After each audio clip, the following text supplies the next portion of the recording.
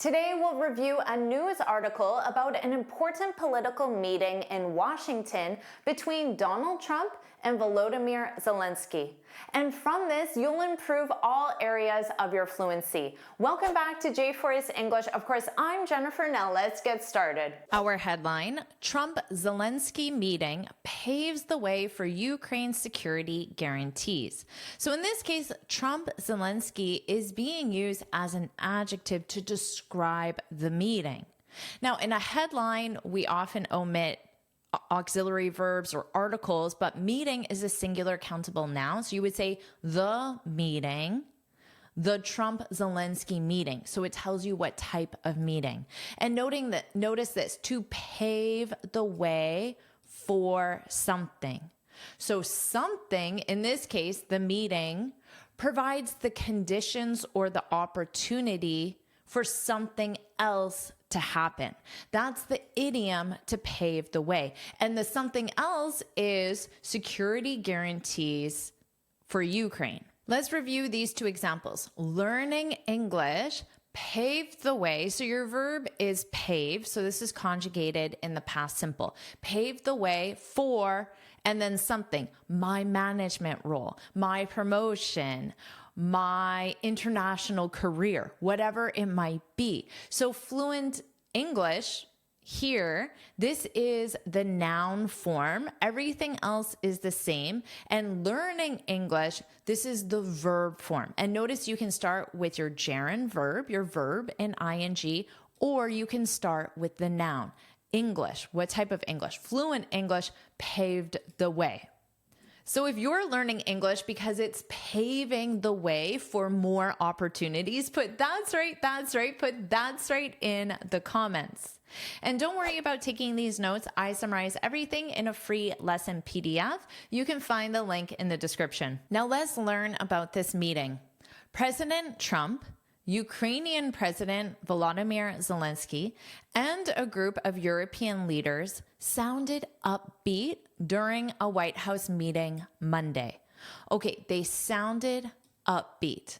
What do you think this means? Is it positive or negative? That's the first thing to understand when you're learning vocabulary, the feeling of it, positive or negative. So in this case, upbeat is positive. So someone might say to you first thing in the morning, if you wake up and you're like, hello, how are you today? Wow, it's such a beautiful day, isn't it? Your coworker might say, wow, you sound upbeat. You sound upbeat. Now, this is also common in music. You might say, I prefer listening to upbeat music. So upbeat music is music with cheerful melodies or a certain fast-paced, energetic sound. So this is positive already to describe the meeting. They sounded upbeat during a White House meeting Monday about the prospects of finding a way to end the war in Ukraine. So prospects represents about the chances of, the opportunity to find. So if you change the word choice, you may need to change the grammar, because if you use opportunity, you would say the opportunity to find a way. Let's review this sentence. She moved to a larger city to improve her career prospects. So her career opportunities, her ability or her chance possibility of finding a great job. So this is commonly used, one's career prospects. Very commonly used. You should know that. How about this one? The team is upbeat. What does that mean? Positive, optimistic, cheerful, hopeful. So positive. The team is upbeat, to be upbeat.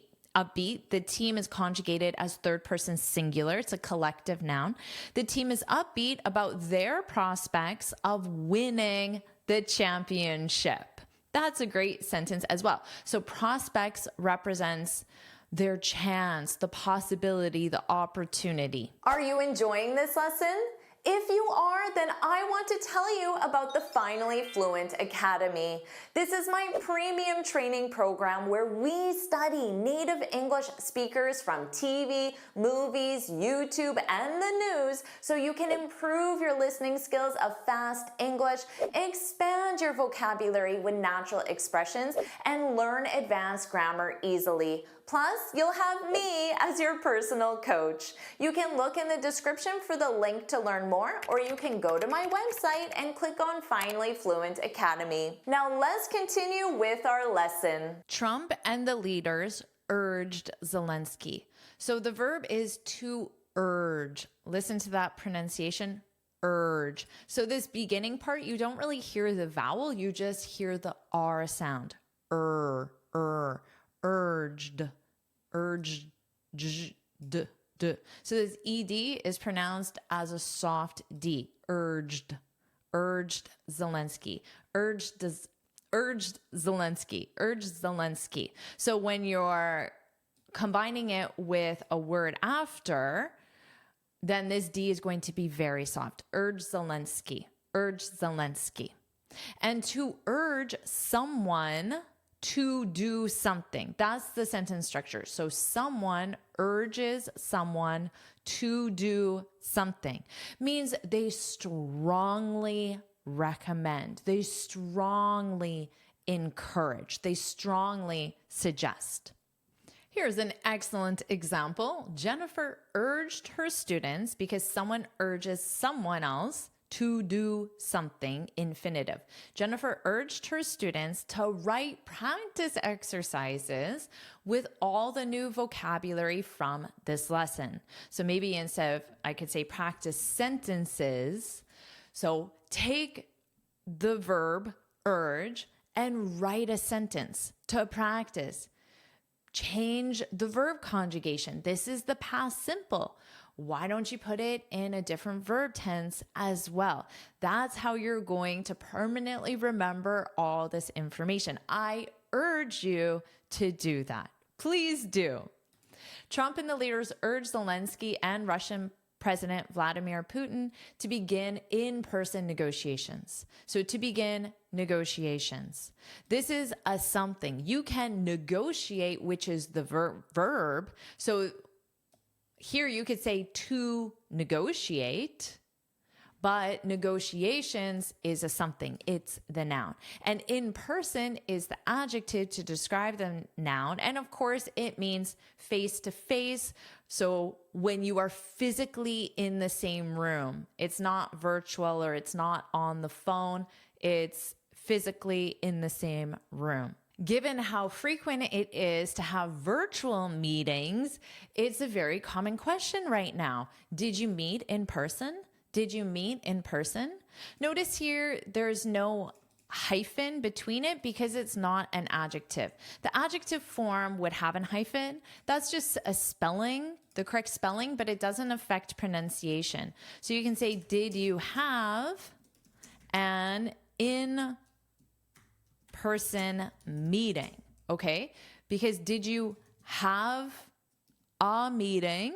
And then in person is the adjective. So that's why you have the hyphen, and you need an because this starts with a vowel. This is not an adjective. This is an adverbial phrase. So here is just a spelling difference, but the pronunciation is the same. You should know both of these. Did you meet in person? Did you have an in-person meeting? Let's continue. To begin in-person negotiations to be hosted by Trump. So the negotiations, the in-person negotiations will be hosted by Trump. That's the to be hosted by Trump.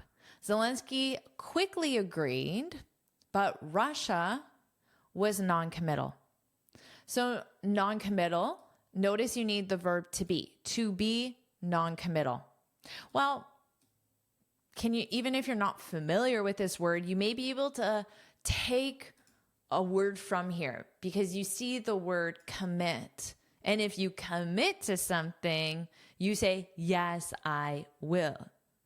But non-committal means that it's not clear. So it's more undecided or unneutral on it, more of a maybe. So you might say the client is non-committal.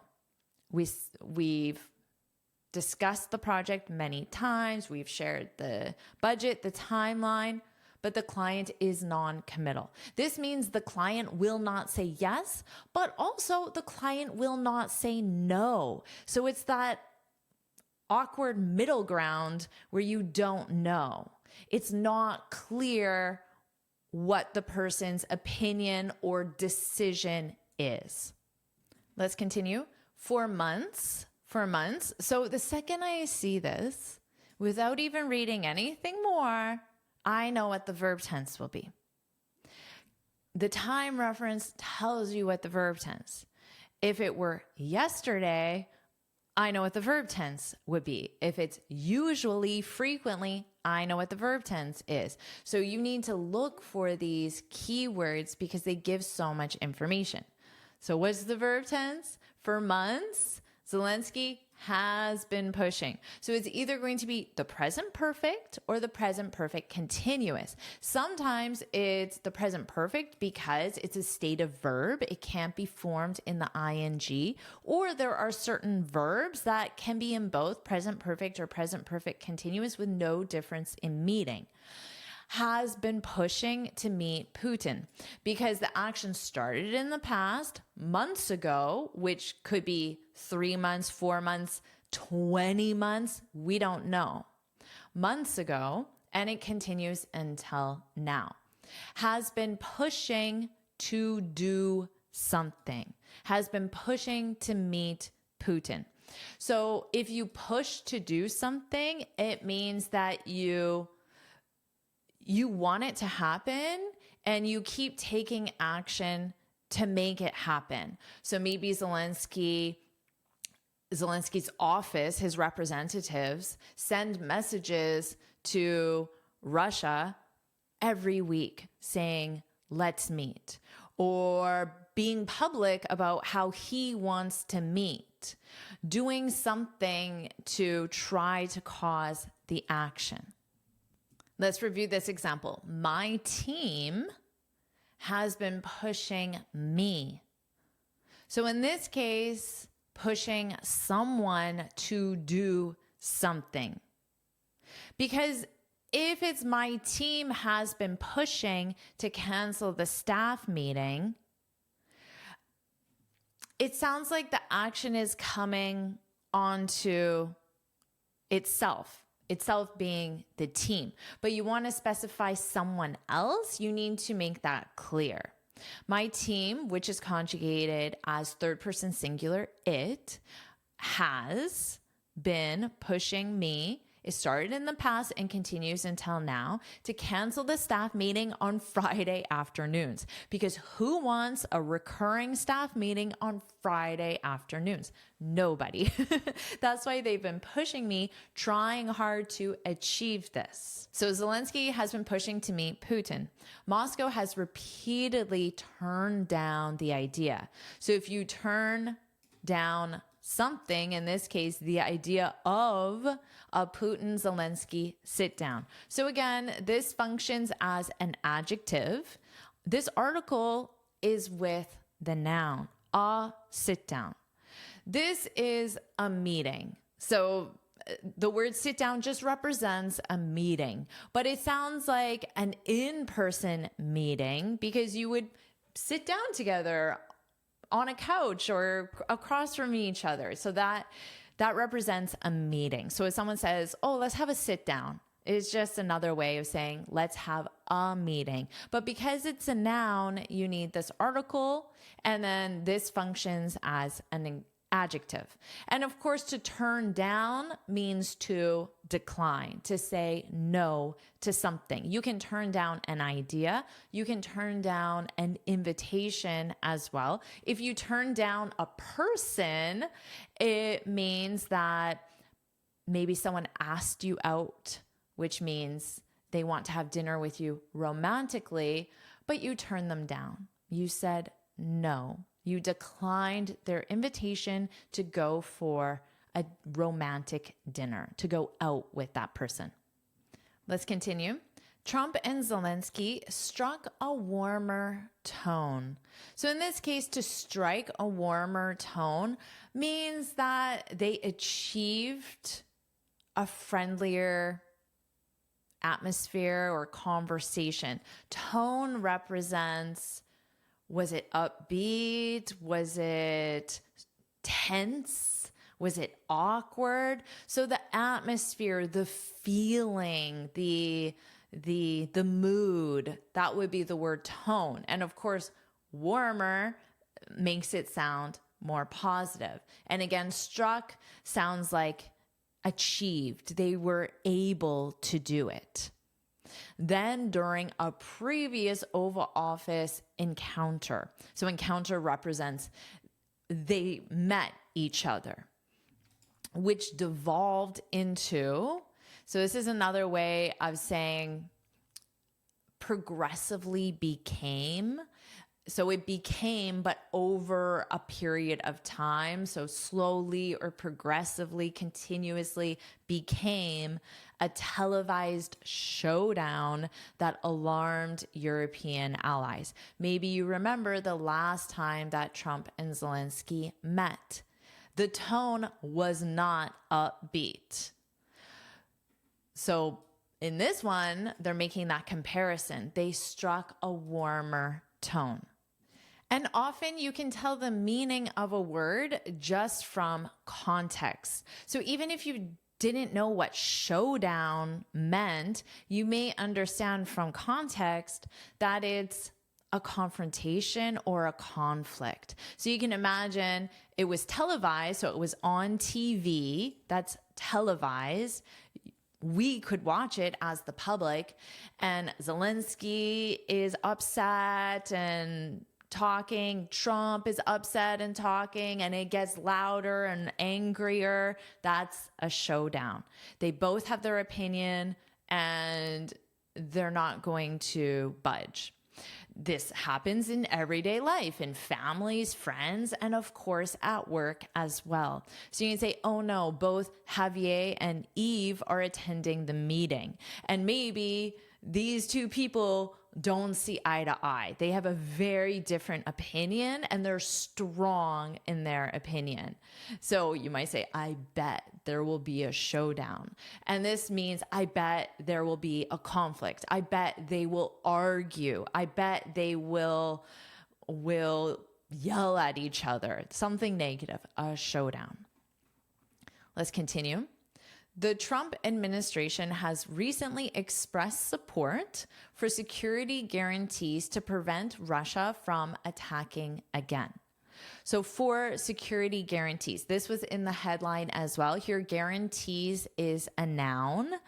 And what type of guarantee? A security guarantee. So this is an adjective. Trump told Zelensky the U.S. would help guarantee. So in this case, guarantee is a verb. This is why I explained that this is a noun, because it's commonly used in the noun and verb form. I didn't know that the verb was right here. That's convenient. So here's the verb form. Would help guarantee. In American English, we use help plus base verb. We don't use help plus infinitive. So would is a modal. So would plus base verb, modal plus base verb. And in American English, it's help plus base verb. And of course, don't forget this article with the US because it is a requirement. It's an exception. Of course, Russia does not have an article. Ukraine, 99% of countries don't have articles. It's because the U.S. is an exception. Trump told Zelensky the U.S. would help guarantee Ukraine's security in any deal to end the war. So in this case, deal represents arrangement, without specifying the extent of any assistance. Okay, the extent of something means how much assistance they're willing to provide. So the extent of the assistance could represent, of course, money, how much money they're going to spend, how long they'll provide the assistance, those factors. That's the extent of. This is very common in everyday English. You might say, I was surprised by the extent of, and then something, the extent of the damage, the extent of the feedback, the extent of the mistakes. Of course, the feedback and mistakes wouldn't relate to after the storm. Maybe it would be after the presentation, for example, by the extent of. So the amount of damage. So it sounds like there was a lot of damage in that case. The US president did not offer boots on the ground. Okay, so this is an example of the extent of the assistance. The president did not offer boots on the ground. What does that mean? Boots on the ground? It represents soldiers. Soldiers wear boots, and it means that the soldiers will be on the ground in Ukraine. So the US president did not offer soldiers, did not offer people who will be there to protect. Who does that? Soldiers do that, right? So that's what that expression means, boots on the ground. But when asked by reporters whether US security guarantees for Ukraine could include any American military in the country, so again, military would relate to boots on the ground, Trump did not rule it out. Okay, so he didn't offer, but that doesn't mean he also said, no, we will not, because he did not rule it out. If you rule something out, it means you exclude something as an option. So the easiest way to understand this is if you're thinking about where you want to go on vacation and you think, well, maybe I'll go to Greece, maybe I'll go to Brazil, maybe I'll go to Canada. And then you say, oh, it's February in Canada. That's cold. Let's rule out Canada. We're going to exclude Canada as an option. And then you say, I can't get a visa for Brazil. So we'll rule out Brazil. We'll exclude it as an option. So that leaves you with Greece. So that's how you can use rule out. It's extremely common in professional and everyday English. So I wrote this example for you. We can rule out Canada in February. It's too cold. But you shouldn't rule it out. I urge you to consider Canada in February because there are so many amazing winter activities and the snow can be incredibly beautiful. So don't rule it out. I gave that as an opportunity to use rule out in the negative. You shouldn't rule it out. Don't rule it out. I urge you, remember that one as well. That's why you need to practice everything you learn. But my statement is true. You shouldn't rule out Canada in February. Okay, and notice this US, there's no the, and you're like, Jennifer, you told us it always needs the. This is an adjective. Adjectives don't take articles. Nouns take articles. US security guarantees. This is your noun. This tells you what type of guarantee. Security guarantee, US security guarantee. So that's why there's no article here. Let's continue. He said Europe was the first line of defense, but that will be involved. Okay, so the he is Trump. He said Europe was the first line of defense, but that will be involved. So we represent the United States of America, the US, because of course for Trump, that's we will be involved. So notice to be involved. And if you continued on, the preposition would be in. Will be involved in protecting Ukraine, for example. So in, and then your verb in ing or a noun. will be involved in protection. So that could be the noun form or protecting Ukraine. And here he said Europe was the first line of defense. The first line of defense, again, this is more of a military reference, like boots on the ground. If there's an army, the first line of the army, they're the first ones to go into battle. So Europe will be the first people, the first ones, the first country to defend Ukraine. That would be the first line of defense. Although this is a military expression, you can absolutely use it in everyday context. I commonly use it or hear it being used in terms of online security. You might say strong passwords are your first line of defense against hackers. So if a hacker is someone who hacks, so if someone is trying to hack your password or your computer, a strong password will be the first thing to prevent them. So again, there's that army, you have your first line, strong password. Maybe the second line is you have two-factor authentication. And then your third line is you have some sort of app that scans for intruders. And then hopefully you have additional security measures. So in that case, you can say your first line of defense. Let's continue. So quotation marks, this is still Trump saying these words. We'll give them good protection. We'll give Ukraine. So yes, Ukraine is a country. Ukraine is large. Okay. Just to show you that it would be conjugated as third person singular, but he's really referring to the people, Ukrainians. So we'll give the people of Ukraine, them, we'll give them good protection.